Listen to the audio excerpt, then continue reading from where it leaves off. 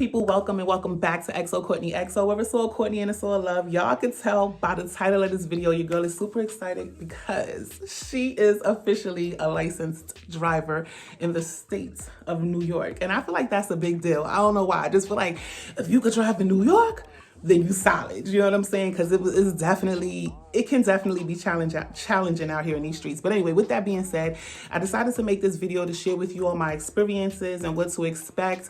I actually took my test on the 6th of December at the Havemyer site here in the Bronx. I'm going to try my best to give timestamps because I feel like there's going to be people who just really want the information for the road test and not people who want to get to know her beautiful self. But if you do want to get to know her beautiful self, be sure to like, comment, share, and subscribe, then turn on that button and get notified, because that's how we do it around these parts. So with that being said, y'all, oh yeah, and I talk a mile a minute, y'all. Where to begin? All right, so let me go ahead and just say, I live in New York City. It is not essential to drive. It is not even a necessity. It is a luxury, to be honest. But for me, with my hip condition, for those of you who know and those of you who don't know, I had both my hips replaced in 2021, right? So the up, the down, the steps, the wear and tear that's unnecessary, I'm trying to avoid. So I just feel like now is the best time more than ever for me to go ahead and be driving. You know what I'm saying? So I'm really excited, y'all. I am so happy. So happy. So the history of what driving has looked like for me, okay? So I grew up in New York, but I spent my summers in Louisville, Kentucky, in which my youngest aunt, who's 10 years older than me, would teach me how to drive. She taught me how to drive. She put me behind the wheel.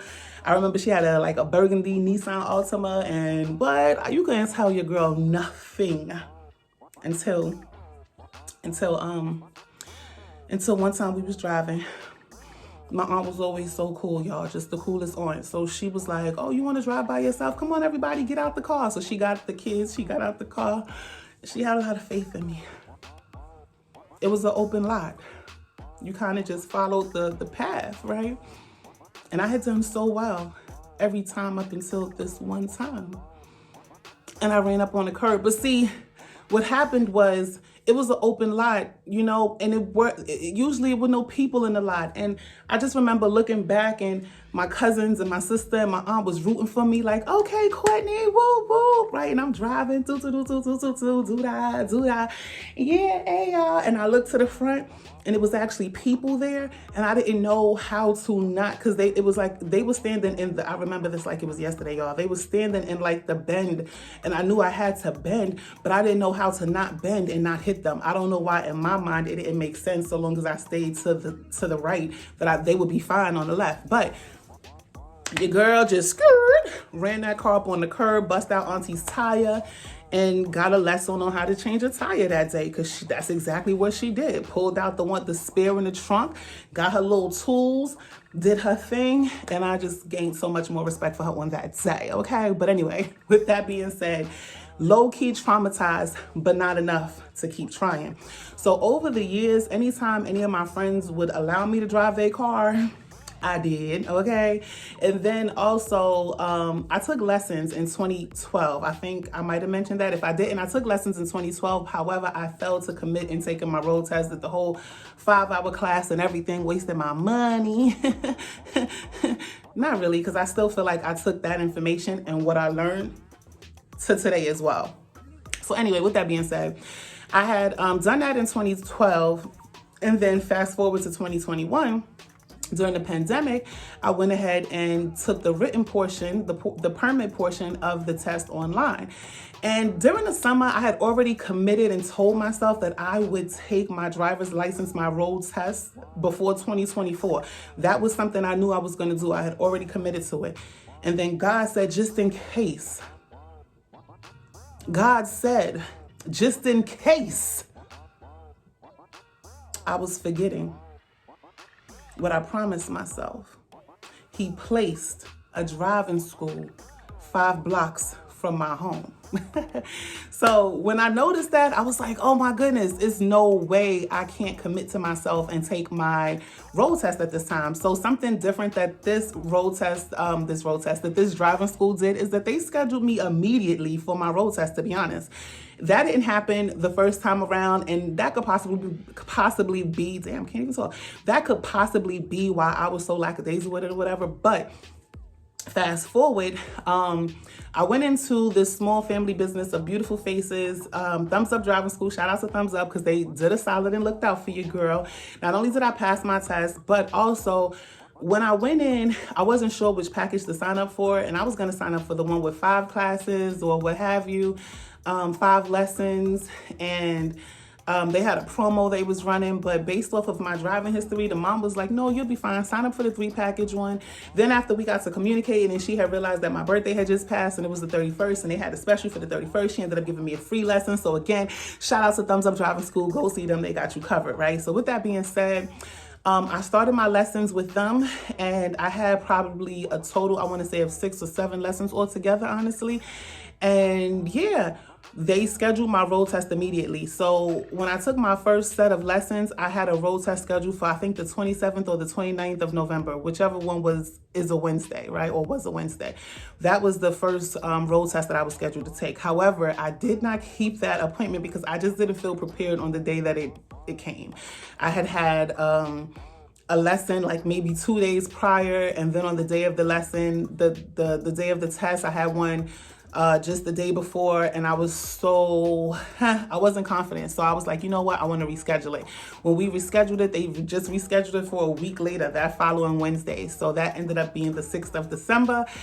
And y'all, I took the test and I passed. And I'm going to tell y'all about the remarks and stuff after, okay? Which that's the juicy part. So stay tuned. Don't leave because of the remarks. Y'all got to know how well I actually did or didn't do. So stay tuned for that. So anyway, with that being said, in the next clip, I'm going to go ahead and try to timestamp this so that people who want specific information, like the exact specifics of what took place at the Havemyer road testing site, are able to get directly to that space without hearing everything else that I've said. I will say that I don't think it is smart to take, this is what I did, y'all. I knew my road test was 8:30 Wednesday, so I had a lesson scheduled for 7 o'clock that morning, and I had also had a lesson at 2 p.m. that day before. Getting behind the wheel as much as possible is great and amazing, so I was all for it, but I think I over-prepared myself and overstimulated myself because that morning when I had my lesson, I did terrible in my opinion. My instructor said I did fine, but for me, I just felt like he was telling me things to do that I already knew to do, or that my nerves was just, you know, like messing with me, making me forget. So I felt like it just went terrible because I felt like he had to remind me of too many things. Also, I want to say a big part of why I decided to share this video is because, of course, your girl is going to be resourceful. She is going to have all the information available to her whenever she is about to engage in something. I'm going to give myself the home team advantage of greatness. So of course I went on Google and I went on YouTube to look up road test, passing the road test in NYC. And shout out to Ben from Pierre Paul Driving School because my guy had Flatbush covered. Okay, if you are taking your road test in Brooklyn in the Flatbush area between your 2 sites, Ben from the driving school, he got y'all covered. He answered every question from parallel parking to K turning to up and down and left turn, right turn, what to do, what not to do. Like, he has dozens and hundreds of videos regarding driving in New York City. So check him out. Because I saw him, I just assumed somebody had to be doing it big for the Bronx. To my surprise, nobody, okay? There was a sister who did a video, a black young lady 6 years ago, and she shared her experience just how I'm sharing my experience. She inspired me to share my experience. And so, yeah, let's go ahead and get into the experience. All right, y'all. So with that all being said, my road test was all of, I want to say, 7 minutes long. It was so quick that I was a little bit nervous, but I couldn't fathom too many things that I had done wrong. One thing was made obvious to me that I had done, that I could have done better, but I corrected it immediately. And anyway, let's get into that. I'm gonna tell y'all about that in just a second. All right. So when you pull up to the Havemyer site, right, my road test was at 8:30 in the morning, right? So when we pulled up to the Havemyer site, it's a very long street. The location is 664 Havemyer. So if you put that inside maps, you will get an exact idea of the area and what to expect, especially based off what I'm going to share with you. You almost might get the blueprint for the exams, assuming they don't switch it up or change it or what have you, which I'm pretty sure they probably do, right? So with that being said, I'm in the vehicle. My instructor's in the driver's seat. I'm in the passenger seat. We are there for 8:30. Probably there just a little before 8:30. And we're slowly inching up because pretty much there was like 8 cars already in place before us, and the line never stopped. It was more and more cars pulling up, more tests being done behind me as well. So what I started to notice as I was sitting in the seat is that a lot of the people, like say you went with your driving school, which is what I did, but I was the only person scheduled for that morning taking my road test.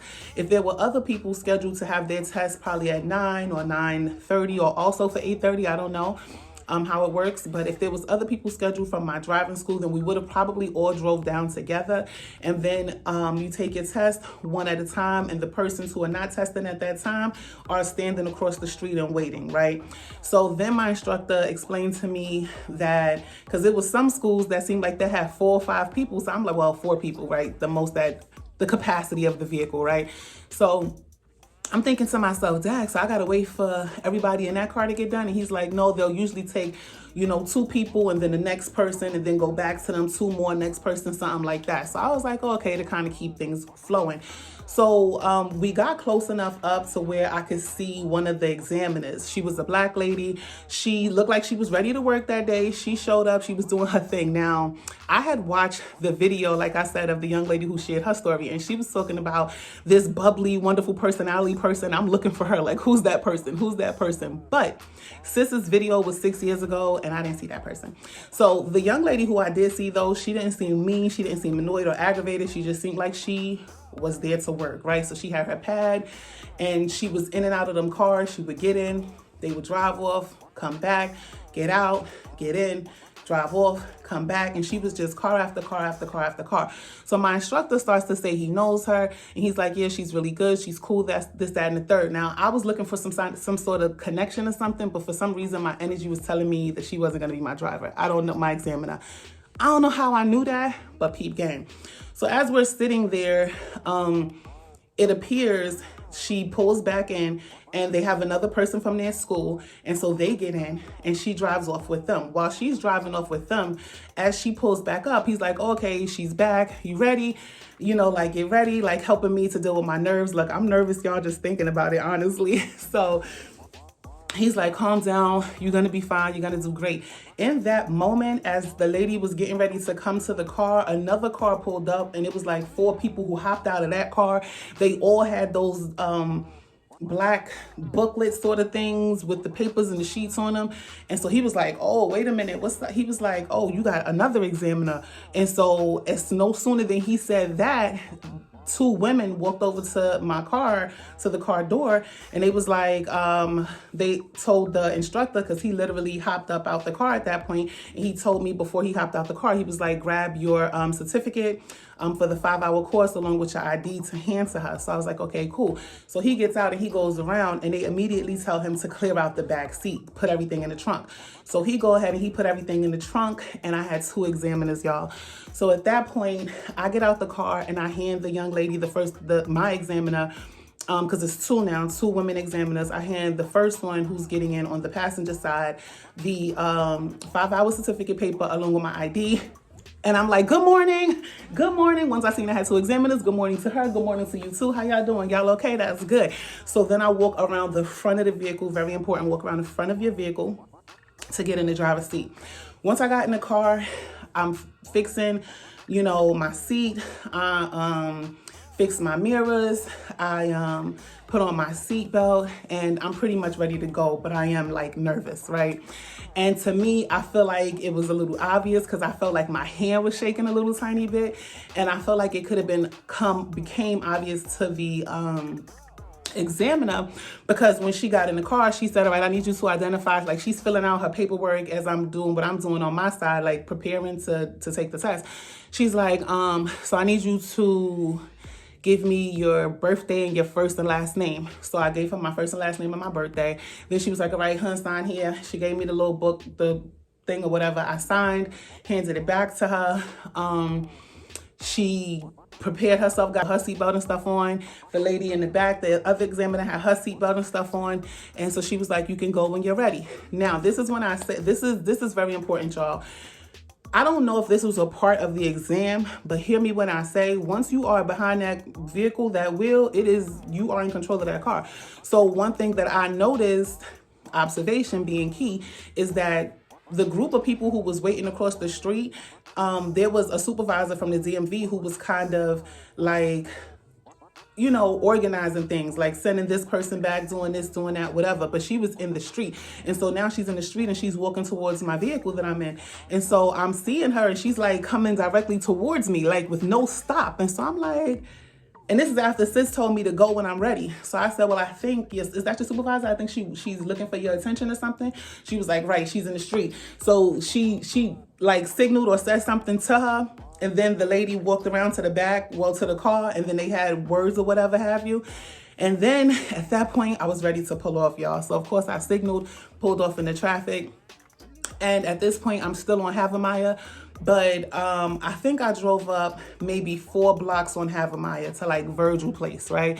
At that point, she asked me to make a left. When I made that left, she immediately said, up here on the right next to such and such car, go ahead and parallel park.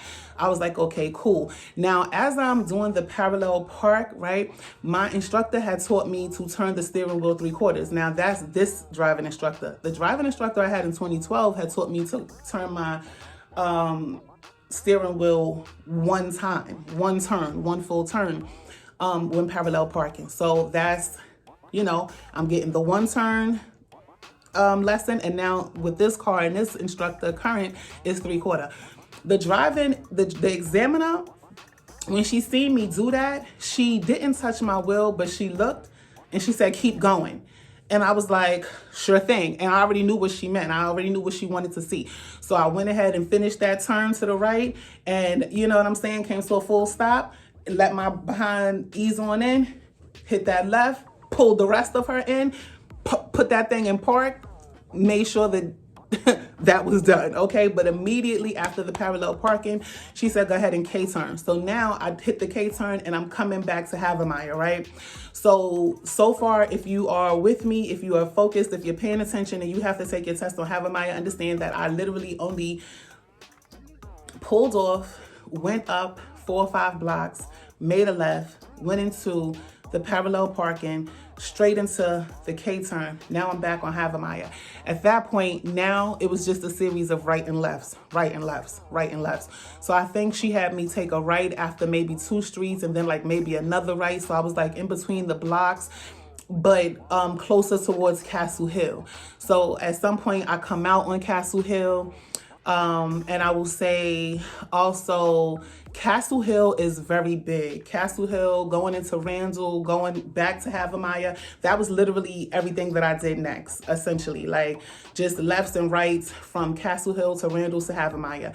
Now, in those lefts and rights, the street though is wide. The pavement is so wide, which is why I think Havemyer is the perfect road test site, to be honest, because there's so much space, enough for you to do your parallel park, enough for you to make those K-turns. Like even those little residential streets are still pretty wide. And then the intersections are huge. They're massively wide. And they also have the new street markings, so you have to just be aware of the street markings as well. So now they are making it where your turns, your left turns are a lot more seamless and effortless and organized pretty much. So there are now pavement markings that help you get to the left to make those left turns a lot easier pretty much. And I will say that the street, but from Randall, I believe it was Randall, from Randall to Havemyer, here's where I feel like if there was any place I could have potentially messed up, it would have been here, because the intersection is so huge and it's traffic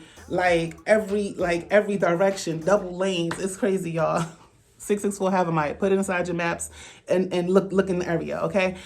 So it's so big that I remember saying to myself, the pothole is in the middle of the street, so I'm gonna make sure that as I move forward, I'm going to align myself with this pothole before I make a turn, right? And that was the best thing I could have did for myself, because that street was so big. My turn became perfect. I landed in the right space. My wheel was able to glide nicely in my hand, and it was time to pull over. Excuse me. It was time to pull over to the right, and the test was complete. So I literally was in the car for all of 7 minutes, y'all. It was not a big deal at all. It was like, The examiners was so nice. Honestly, I'm gonna say this too. This is something that I feel is very important that I failed to mention. So two things. One, when the examiner let me know we can get ready to pull off after I had already questioned the lady walking towards the car and stuff, I said, listen, I have performance anxiety sometimes and a little test taking anxiety. We're gonna be safe and we are good. But like this is what I said to her when I handed her back the booklet, her book, after I signed, because I noticed my hand looked a little shaky. So I wanted her to feel secure in knowing that I knew what I was doing. And so she immediately was like, girl, you better shake those. She was like, girl, shake the nerves off. She said, get rid of those nerves now because you got 10 minutes to get us to City Island and back. So she made like a joke. And for me, it was so relative. Like, it was just cool. It was like, all right, sis, I feel you. So it made me just step on it. You know what I'm saying? My nerves weren't really a problem because at that point I realized that I was really behind the wheel and I had to really be responsible for not only my life, but both of their lives, as well as any persons who I'm passing or coming in contact with, right? So I was really just focused on the road at that time. And I will also say that I was not silent. Y'all know. If I talk to y'all how I talk to y'all, really talking to me, talking to y'all, then y'all know damn well I was talking my ass off while I was on that damn test. So I can remember it was a situation where I believe I was at an always stop sign. And you know, at the always stop sign, you really only stop once and then you keep it moving. But even after my one stop, I couldn't see to the left of me and I was turning to the left of me. I could see from the right what traffic was coming, but I couldn't see to the left. And in the midst of me actually getting ready to make that, you know, like inching up, a car did pull up on the right. Of course, I'm still having the right of way and I'm in the middle of traffic at this time, but I was very vocal in my intentions and what I was doing. I was like, all right, so I know that this is a one, you know, always stop where I already did my one stop, but just as FYI, I really can't see to my left over such and such and so, you see, so I'm just inching up so that I can see. I do see this car over here to my right, you know, don't worry, I'm making the turn now. Like, I was very vocal whenever I felt conflicted, not about what I was doing, but about ensuring that what I was doing was understood. Then I spoke out loud just to make sure that my point was across or it was understood why I was making the moves or the choices that I was making behind the wheel. So with that being said, y'all, I mean, I don't feel like there's nothing else I could say. I feel like your driving test, I don't know for a fact that lady walking towards the car was a part of the lesson, but I do know that observation is a part of the lesson. So I don't think I lost any points by observing the lady coming across the street. I will say make sure that you are very observant. Make sure to signal whenever you need to signal, because that's how you let other people know who are also being observant, right, about what's next and how you're going to move. And of course, you know, after the observation, being in control of your car. You have to be in control of your vehicle. I literally was like this the whole time, the nerdiest nerd of nerd driving, because I wanted them to see that I was looking behind me, turning, looking out, even when it wasn't a course to. I'm sitting at the red light and I'm looking and I see the dog across the street 2 blocks down. That's, you know, with the man who's running across the street and don't have the light. Like, I'm that prepared. You know what I'm saying? So I'm being very observant and I'm making everybody in the vehicle realize that I'm being observant. And I'm just maintaining control of my vehicle, And I feel like me speaking out loud showed that I was confident and that I was able to do the job, because I don't feel like, you know, the DMV examiners are preparing to fail us. I just feel like say something goes wrong, mistakes happen, things happen on the road test. For example, that 3/4 wheel to the right for parallel parking. That was something the examiner wasn't too fond of, but it was something that I was taught. Because I was able to maneuver the way that she wanted me to, following that as a response and not lose control or fall off track, is how I showed that I was able to control the car, you know, control the situation. You know, I didn't get flustered and, oh my God, and freak out and not know how to recover. You know, I feel like they're really just looking to know that you can be in control of your vehicle. Things happen, but are you going to freak out or are you going to recover? You know?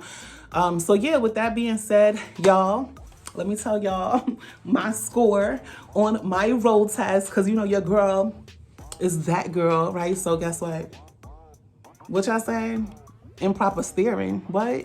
Oh, for that 3/4 thingy? Yeah. I can see how you would think that, right? What you said? What? Stops? I know how to read stop signs.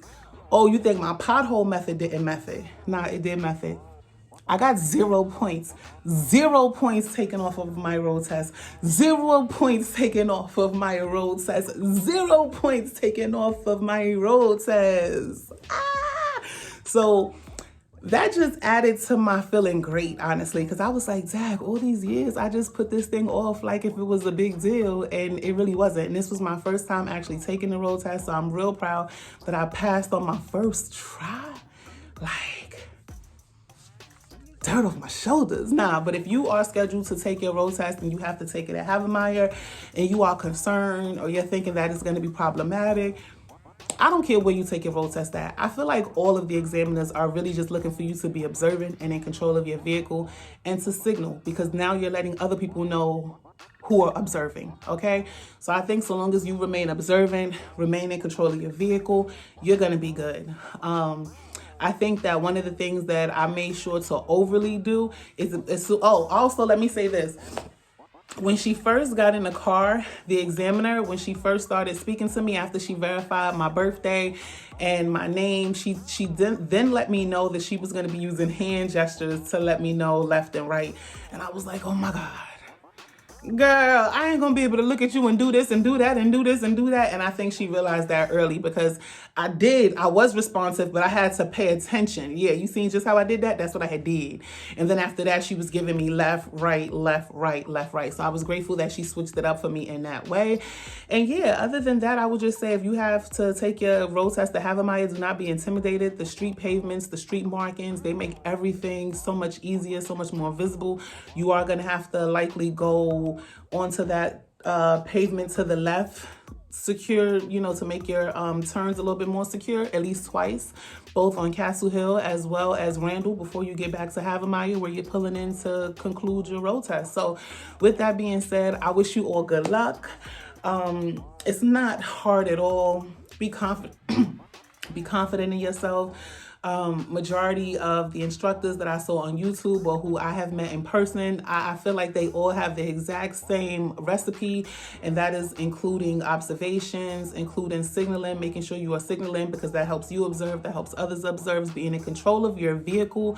And like being in control of your vehicle and being observant of what's going on, being confident in what you're doing. Those are the top 3 things that you can do to make your experience easy peasy and 1, 2, 3 Also, this is what I was saying as well. It almost just escaped me, but in closing, I feel like this is the best thing that I could say, because I feel like my instructor said this is where I was struggling prior. This is where he see a lot of students struggling prior, and I made sure to not do this during my road test. So as soon as she let me know that I was going to be turning right, I made sure to signal and then look right, making sure that I was signaling and then obviously looking right before even hitting my turn, okay? So if she said go left, I would signal left, and I'm looking to the left. I'm making sure that I see everything to my left. I'm looking over my shoulders. Again, that's observation. But I think that it's easy to forget that, especially when you do your parallel and your parallel parking and your K-turn so early on in the exam, and then you're just like driving around. So, of course you're going to be getting left, right, but it's almost, since you've done the parallel parking and the K-turn, you could almost feel like it's over. You've done the toughest parts, and it's not the case. At that point, they are paying attention to when they say left, are you also looking left? Because that's how you maintain control and you are observant, right? When they say right, are you looking right? So look left, look right before you commit to any of what's going on, and just be confident. You know what I'm saying? Make sure you study done. Make a plan. Choose your road test date, commit to that date, and go get it done. So with that being said, y'all know the vibes. Like, comment, share, and subscribe. Then turn on that button and get notified. All right, y'all. Peace.